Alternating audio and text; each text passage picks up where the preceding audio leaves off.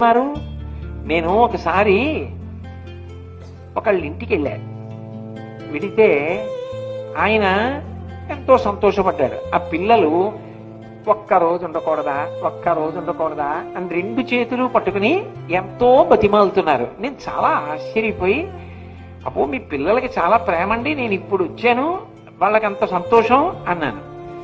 ఆయన కన్నుల నీరు తిరుగుతుండగా అన్నాడు, నేను చెప్పిన పెళ్లి చేసుకోలేదని మా బంధువులందరూ నన్ను దూరంగా పెట్టేశారండి, ఎవరు రారు మా బంధువులు, అందుకని మా పిల్లలకి తాత ప్రేమ కానీ ఏమీ తెలియవు. మా ఇంటికి వచ్చి ఇంత ప్రేమగా ఇవాళ మాట్లాడింది మీరే, వాళ్ళకి ఎంతో కరువుగా అనిపించి ఇంకొక రోజు ఉండమని అడుగుతున్నారండి. ఇలా మా ఇంటికి 10 మంది బంధువులు వస్తే నేను ఎంత ఆనందితునో ఎవరికి చెప్తాను. కొన్ని కుటుంబాలు ఆత్మీయతల కోసం అంత కరువు వాచిపోయి ఉంటాయి, పిల్లలంత బాధతో ఉంటారు.